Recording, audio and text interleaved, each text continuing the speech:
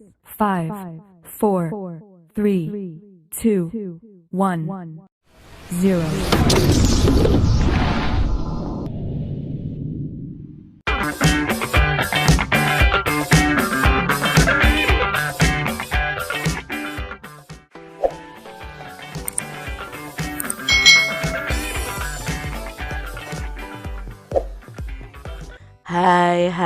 Hai.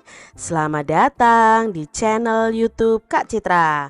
Apa kabar adik-adik semuanya? Kak Citra berharap kalian dalam keadaan yang baik, sehat, dan siap untuk belajar. Hari ini kita akan belajar bersama-sama untuk mata pelajaran tematik kelas 2. Kita belajar di tema 4, hidup bersih dan sehat, subtema 4, hidup bersih dan sehat di tempat umum, pembelajaran yang keempat. Mari adik-adik kita belajar dengan penuh semangat ya. Dayu dan teman-teman berlibur ke pantai. Di pantai ada berbagai tempat yang disediakan. Ada tempat parkir, warung, tempat duduk, WC umum, ruang ganti baju, dan sebagainya. Dayu dan teman-teman menuju WC umum. Nah, adik-adik, di sini ada bacaan WC umum yang kotor harus dibersihkan. WC umum yang kotor itu banyak penyebabnya. Hal ini terjadi karena banyak pengunjung yang tidak peduli lingkungan. Banyak yang membuang sampah sembarangan. Sampah yang dibuang dapat menyumbat saluran air. Air akan menjadi tergenang. WC umum yang tersumbat harus segera dibersihkan. Sampah yang menyumbat harus disingkirkan. Lantai dan saluran airnya harus dibersihkan. Agar lebih bersih dapat digunakan pembersih lantai atau dengan sabun ya adik-adik. Dengan demikian WC umum akan menjadi bersih dan wangi. Pengunjung akan menjadi nyaman karenanya. Adik-adik, apakah kalian pernah bepergian dan kalian karena ingin BAB atau buang air kecil seperti itu kalian pergi ke WC umum? Nah, apakah kalian pernah menjumpai WC umum yang kotor dan WC umum yang bersih? Tentunya kita akan merasa nyaman jika WC umumnya itu dalam keadaan yang bersih. Perhatikan gambar berikut. Ini adalah contoh WC umum yang kotor. Ciri-ciri WC umum yang kotor itu seperti apa? Nah, ciri-cirinya pastinya ada sampah berserakan dan bau. Airnya menggenang adik-adik. Kotoran tidak disiram dan temboknya retak seperti ini. Jadi ini adalah ciri-ciri dari WC umum yang tidak bersih. Membersihkan WC yang kotor sebaiknya itu menggunakan sabun cair lantai dan sikat ubin. Jenis sabun itu bermacam-macam loh adik-adik. Ada sabun batangan, ada juga sabun cair. Nah, sabun batangan itu dapat dibuat menjadi hiasan. Hiasan apa saja yang dapat dibuat dari sabun batangan? Nah, adik-adik, di sini ada berbagai hiasan yang dibuat dari sabun batangan. Ya, di sini ada kura-kura ya, ada gambar kepala kucing atau babi ya, ini ya kucing ya kelihatannya atau babi ya. Lalu ada bunga seperti itu. Lalu ada mobil-mobilan dan bentuk lainnya. Ini dibuat dari sabun batang adik-adik. Bagaimana cara membuatnya? Nah, di sini ada cara membuat hiasan dari sabun batang. Kalian harus persiapkan dulu alat dan bahannya. Alat dan bahannya apa? Pensil, pahat ukir atau pisau, sabun. Lalu cara membuatnya, sediakan sabun batangan terlebih dahulu. Lukislah pada sabun sesuai gambar atau model yang diinginkan. Lalu ukirlah sabun menggunakan pahat ukir hingga membentuk model yang diinginkan.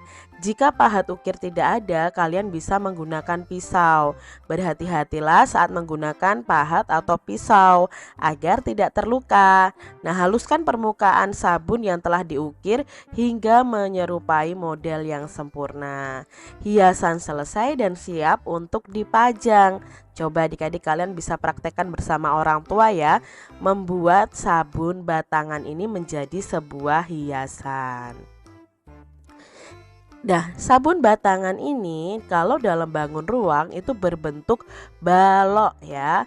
Ya, jadi balok merupakan contoh bangun ruang. Jika disusun, balok itu dapat membentuk pola tertentu. Nah, perhatikan di sini ada pola bangun ruang yaitu balok. Susunannya ini ada balok yang rendah ya, yang tidak tinggi ya, yang balok melebar dan balok yang tinggi ya, yang ke atas. Itu susunan polanya berulang-ulang ya baloknya ya. Balok yang melebar, balok yang meninggi, balok yang melebar, balok yang meninggi dan seterusnya. Ini adalah pola susunan balok. Kita lihat pola susunan berikutnya. Kak Citra punya pola susunan berikutnya dan kita akan menentukan bentuk bangun ruang selanjutnya ya pada pola susunan berikut. Nah, di sini ada balok pendek, balok tinggi, balok tinggi, balok pendek, balok tinggi, balok tinggi, balok pendek. Berarti ada satu balok pendek, lalu setelah itu ada dua balok tinggi. Nah, terakhir di sini adalah balok yang pendek. Jadi gambar berikutnya tentunya ada dua balok tinggi. Seperti itu adik-adik. Lalu gambar yang kedua, dua balok pendek, satu balok tinggi. Dua balok pendek, satu balok tinggi. Satu balok pendek. Nah, berarti di sini kalau hanya satu balok pendek, ini kan padahal ada dua balok pendek ya. Itu berarti berikutnya adalah balok pendek. Kalau sudah dua balok pendek, baru balok yang tinggi. Seperti itu adik-adik. Pola berikutnya adik-adik ya. Tiga balok pendek, tiga balok tinggi, satu balok pendek, dua balok tinggi. Padahal di sini ada tiga balok tinggi.